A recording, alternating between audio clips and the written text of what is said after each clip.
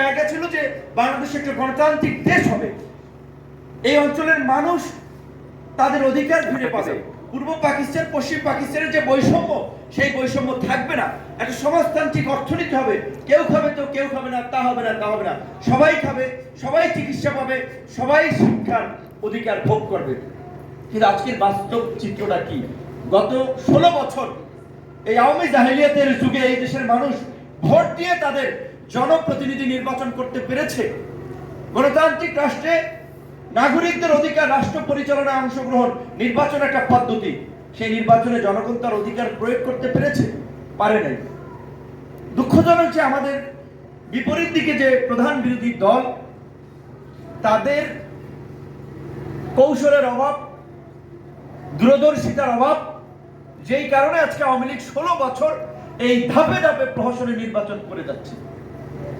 BNP 91 এর ক্ষমতায় এসে 96 এ তারা সংসদে গণতন্ত্র প্রবর্তন করে 96 এ তারা একটা নির্বাচন করেছিল। যখন দেখেছিল প্রধান বিরোধী দল আওয়ামী লীগ সেটা মানতেছে না, স্বাভাবিকভাবে পৃথিবীর বিভিন্ন দেশে দুটো দলই ম্যাক্সিমাম ক্ষেত্রে ডমিনেট করে বা রাজনীতিতে প্রধান হয়ে ওঠে, বাংলাদেশে আওয়ামী লীগ এবং বিএনপি। বিএনপির মধ্যে ওই ব্যক্তিত্ব ছিল, বিএনপির নেতাদের মধ্যে, তাদের মধ্যে দেশপ্রেম ছিল, গোয়ার্তুমি ছিল না, যেই কারণে তারা আওয়ামী লীগের দাবিকে মেনে নিয়েছে। এই তত্ত্বাবধায়ক সরকার ব্যবস্থা আবার পাশ করে এই 15 ফেব্রুয়ারি নির্বাচন থেকে তারা সরে গিয়েছে। 14 সালে নির্বাচনের আগে যে বলছিল যে এটা নিয়ম রক্ষার নির্বাচন, নতুন নির্বাচন হবে, এমনকি সেই সময় যে মার্কিন রাষ্ট্রদূত হেনরিকে টমাস যে তাদের মধ্যস্থতায় অস্কার ফার্নান্দেজ ফারাঙ্কো আসলো এখানে, বিভিন্ন ধরনের আলোচনা, দফায় দফায় বৈঠক, এই পার্টির মহাসচিব, ওই দিকের মহাসচিব, শেষ পর্যন্ত 14 সালে নির্বাচনের পরেও কিন্তু এই আলোচনা ছিল 6 মাসের মধ্যে নতুন নির্বাচন হবে, এরকম একটা কথা কিন্তু ছিল। কিন্তু আমি বলছি যে বিএনপির জন্য, বিএনপির নেতৃত্বে আমির মেনে আমরা রাজপথে থাকবো, রক্ত ঝরাবো, হামলার শিকার হব, অর্থ খরচ করব, নিজেদের খেয়ে না খেয়ে আন্দোলন করবো, তাহলে বিএনপির আমরা সমালোচনা করবো না? যদি বিএনপির উইকনেস থাকে যে আন্দোলন 14 নির্বাচনের আগে হয়েছে, বাংলাদেশের ইতিহাসে 71 সশস্ত্র লড়াই হয়েছে, কিন্তু এই ধরনের আন্দোলন হয় নাই বলতে গেলে। সেই আন্দোলনটা কেন বন্ধ হলো আমরা জানি না, দূরদর্শিতার অভাব। তারা মুলা ঝুলাই দিয়েছে, আমরা ওইটা দেখে শান্তি ছিলাম যে ওকে হচ্ছে, মুলা আসতেছে। হয়নি। তার আগের নির্বাচনে যদি যান, 8 সালের নির্বাচনে পরে আমরা জানলাম প্রণব মুখার্জির সরল স্বীকারোক্তিতে তিনি যে আত্মজীবনীমূলক বই লিখেছেন, তার যে আত্মজীবনীমূলক না, সামগ্রিকভাবে তার এই ভারতের রাজনীতি, তার দীর্ঘদিনের অভিজ্ঞতার আলোকে তার কোয়ালিশন ইয়ার্স বইয়ে, সেখানে তিনি বলছিলেন এই এক্সিটের জন্য তার কাছে গিয়েছিলেন এবং তিনি শেখ হাসিনার পক্ষে কাজ করার জন্য বলেছিলেন। বিএনপি পাওয়ারে ছিল, তো বিএনপির ডিসি, এসপি, আর্মির কর্নেল, মেজর, অমক তমক ছিল না? এই নির্বাচন যে তারা সবাই ম্যানিপুলেট করতেছে, সেই 8 সালের নির্বাচনে, হ্যাঁ বাংলাদেশে 5 বছর পর পর ক্ষমতার পরিবর্তন হয়, সেই সময় আওয়ামী লীগের ক্ষমতা আসার পসিবিলিটি ছিল, কিন্তু এত যে তারা ল্যান্ডস্লাইড ভিক্টরি দেখালো, এই সংখ্যাগরিষ্ঠতা বিজয়, বিএনপি মাত্র 28টা সিট পেল, এই অবস্থা হওয়ার কথা ছিল না। মিনিমাম বিএনপি 100 সিট পাইতো, ফেল করেছে 14তে, 18তে নির্বাচনে গেল।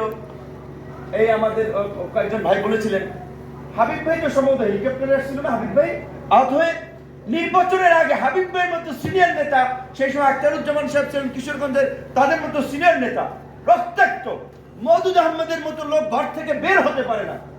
তাহলে নির্বাচনের সিনারিওটা তো নির্বাচনের আগেই পরিষ্কার হয়ে গিয়েছিল, তারপরেও কেন সেই নির্বাচনে যাওয়া হলো এবং নির্বাচনের পর কেন আন্দোলন হলো না? এই প্রশ্ন যারা নেতৃত্বে ছিলেন তাদেরকে দিতে হবে। এই প্রশ্নের উত্তর না পাওয়া পর্যন্ত বারবার রক্ত দিতে, মাইর খাইতে রাজপথে নামবো না, কথা পরিষ্কার। 14 সালেও আবার, 14 সালে আবার, এই যে 24 সালেও আবার আমরা সবকিছু ভুলে, ব্যর্থতা মানুষের জীবনে আছে, বিজনেস করলে লাভ লস আছে, ঠিক সমস্ত স্ট্র্যাটেজি সবসময় আপনার সঠিক হবে না, এটা আমরা জানি। আমরা আবার নতুন উদ্যমে আমরা শুরু করলাম।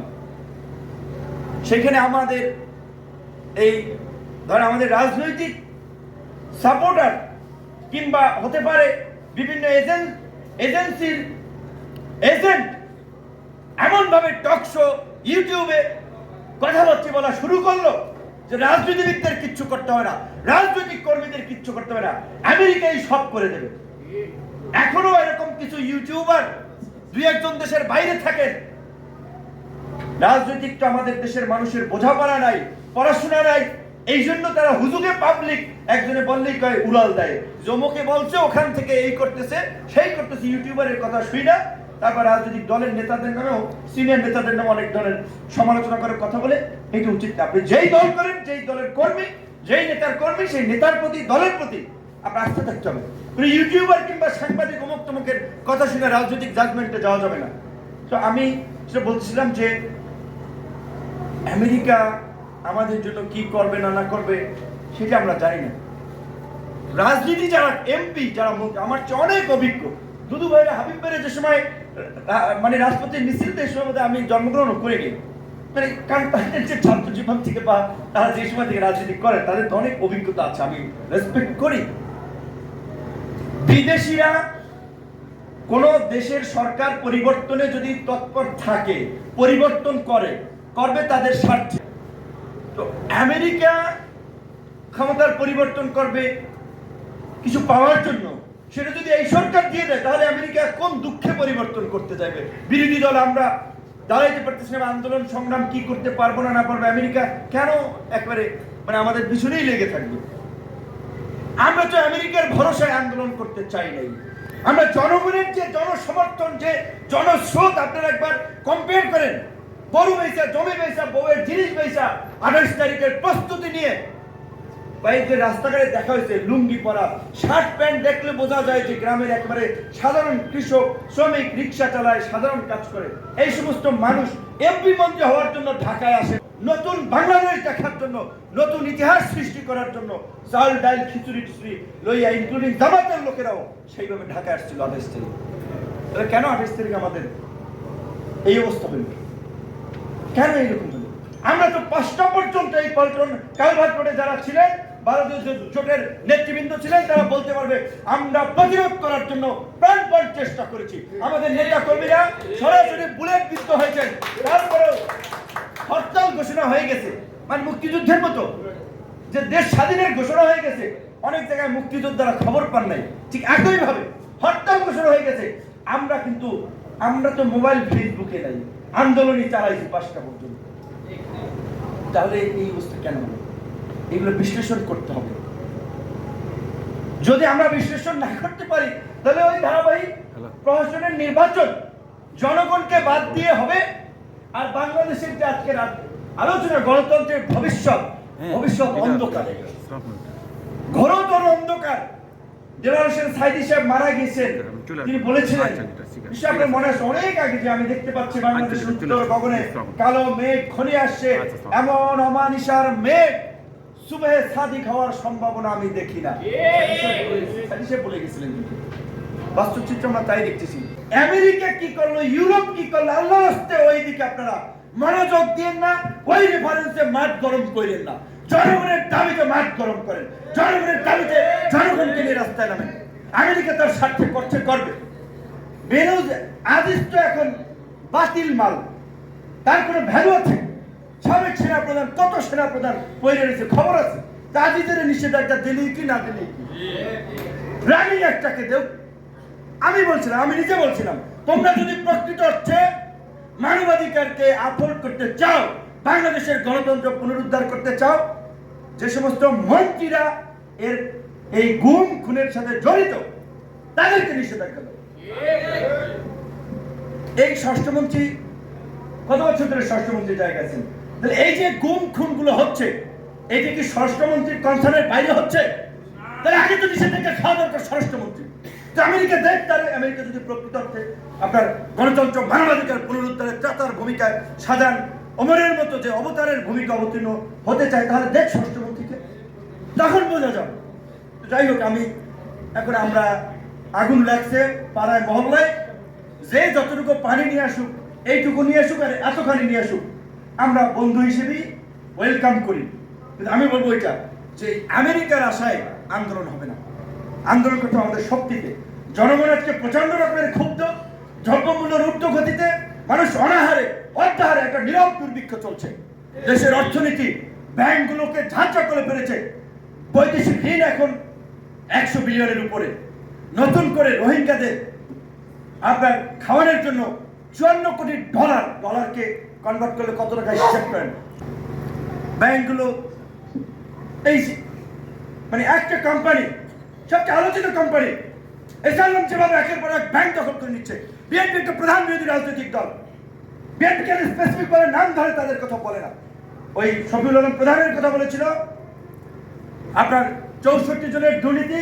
আসেন আজকে আমরা যদি প্রকৃতভাবে বাংলাদেশকে এমন বদলে দিতে চাই, দুর্নীতি দুঃশাসনের অবসান ঘটাতে চাই, শেখ মুজিবুর রহমান ছিল পাকিস্তানের 22 পরিবারকে চিহ্নিত করে, আমরা আজকে বাংলাদেশে এইভাবে যদি চিহ্নিত করি লুটপাটের সাথে জড়িত 100 পরিবার পাবো। ওই বেনজির আজিজ তাদের মতো এরকম চিহ্নিত করে জনসম্মুখে তাদের পরিচয় উন্মোচন করে জনগণ তাদেরকে গণধোলাই দেবে। আমি কথা বলে বলেছি, অনেক পরিস্থিতি গরম হয়ে গেছে, কাজে এখন আমার একটা ভয়ের কারণ আছে। গোলাম মাওলা রনি সাহেব আপনারা জানেন, টক শোতে খুব কৌশলে কথা বলে, যুক্তি দিয়ে কথা বলে। তিনি ঢাকা বিশ্ববিদ্যালয়ে তার বাসা থেকে আসার পথে গতকালকে আক্রমণের শিকার হয়েছিলেন। তো তিনি ওই পথ দিয়ে ওই সময়ে যাবেন কিংবা ওই স্পটে আছেন, সেইটা নিশ্চিত হয়ে ওইখানে একটা প্রস্তুতি নেবে কিভাবে সম্ভব হলো এটা। গতকালকে একই সময় ছাত্র দলের সভাপতি সংগ্রামী তরুণ রনকুল ইসলাম শ্রাবণকে এই বাংলা একাডেমিতে ছাত্রলীগ যুবলীগের গুন্ডা মাস্তানরা হামলা করেছে। তার আগে 28 অক্টোবরের পরে এই যে ফজলুর রহমান খোকন ছাত্র দলের নেতা, আমি যেখানে থাকি ওই এলাকা থেকেই তার উপরে আক্রমণ করা হয়েছিল। সর্বশেষ আহ্বান জানাবো, দেশটা আমাদের সবাই মিলে এই দেশে থাকতে হবে, ভালো রাখতে হবে। পুলিশ, আর্মি, আনসার, সেনাবাহিনী, বিডিআর, রাজনৈতিক কর্মী সবাইকে বলবো গণতন্ত্রের পক্ষে থাকুন।